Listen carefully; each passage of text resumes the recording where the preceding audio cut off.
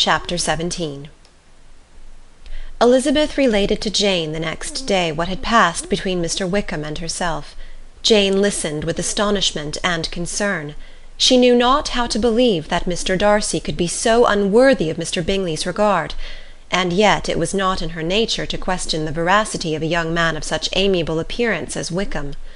The possibility of his having endured such unkindness was enough to interest all her tender feelings, and nothing remained therefore to be done but to think well of them both, to defend the conduct of each, and throw into the account of accident or mistake whatever could not be otherwise explained.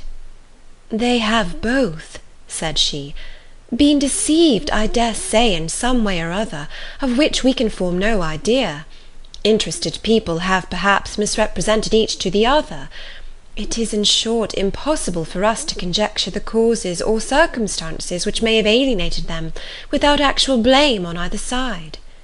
"Very true indeed. And now, my dear Jane, what have you got to say on behalf of the interested people who have probably been concerned in the business? Do clear them too, or we shall be obliged to think ill of somebody."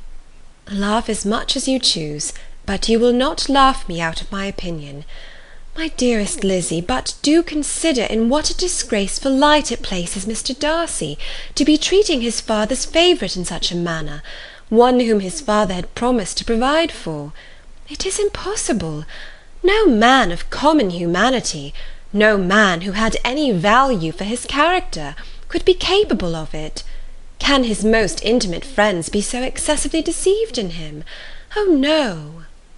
I can much more easily believe Mr. Bingley's being imposed on, than that Mr. Wickham should invent such a history of himself as he gave me last night.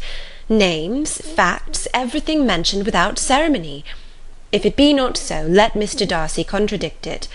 Besides, there was truth in his looks." "It is difficult indeed. It is distressing. One does not know what to think." "I beg your pardon. One knows exactly what to think." But Jane could think with certainty on only one point, that Mr. Bingley, if he had been imposed on, would have much to suffer when the affair became public.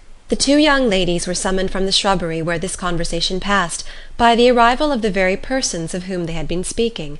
Mr. Bingley and his sisters came to give their personal invitation for the long-expected ball at Netherfield, which was fixed for the following Tuesday. The two ladies were delighted to see their dear friend again, called it an age since they had met, and repeatedly asked what she had been doing with herself since their separation. To the rest of the family they paid little attention, avoiding Mrs. Bennet as much as possible, saying not much to Elizabeth, and nothing at all to the others. They were soon gone again, rising from their seats with an activity which took their brother by surprise, and hurrying off as if eager to escape from Mrs. Bennet's civilities. The prospect of the Netherfield ball was extremely agreeable to every female of the family. Mrs. Bennet chose to consider it as given in compliment to her eldest daughter, and was particularly flattered by receiving the invitation from Mr. Bingley himself, instead of a ceremonious card. Jane pictured to herself a happy evening in the society of her two friends, and the attentions of her brother, and Elizabeth thought with pleasure of dancing a great deal with Mr. Wickham, and of seeing a confirmation of everything in Mr. Darcy's look and behaviour. The happiness anticipated by Catherine and Lydia depended less on any single event or on any particular person, for though they each, like Elizabeth, meant to dance half the evening with Mr. Wickham, he was by no means the only partner who could satisfy them, and a ball was, at any rate, a ball. And even Mary could assure her family that she had no disinclination for it.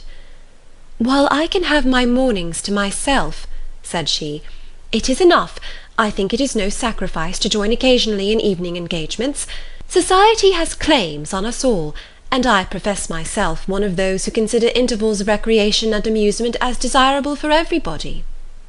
Elizabeth's spirits were so high on this occasion, that though she did not often speak unnecessarily to Mr. Collins, she could not help asking him whether he intended to accept Mr. Bingley's invitation, and if he did, whether he would think it proper to join in the evening's amusement, and she was rather surprised to find that he entertained no scruple whatever on that head, and was very far from dreading a rebuke, either from the Archbishop or Lady Catherine de Bourgh, by venturing to dance.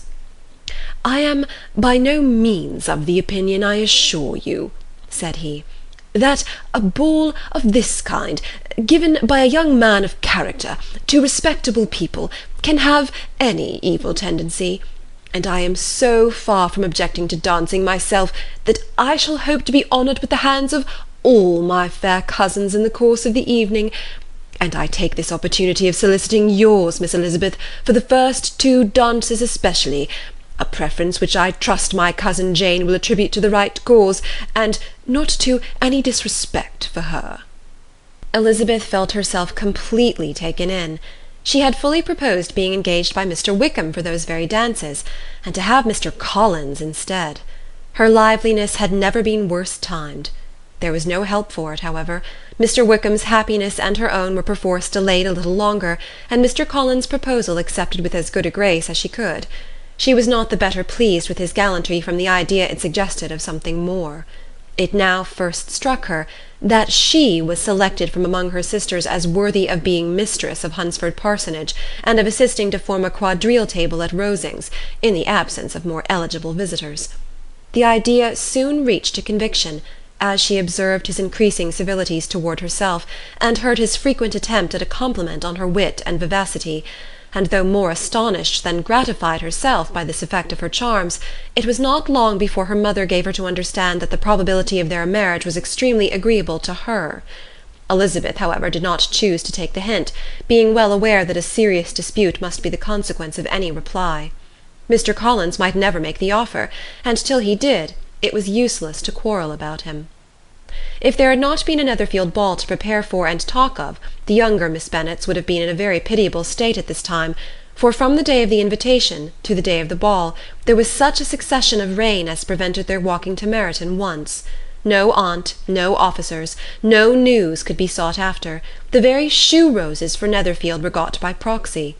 Even Elizabeth might have found some trial of her patience in weather which totally suspended the improvement of her acquaintance with Mr. Wickham, and nothing less than a dance on Tuesday could have made such a Friday, Saturday, Sunday, and Monday endurable to Kitty and Lydia. End of chapter 17.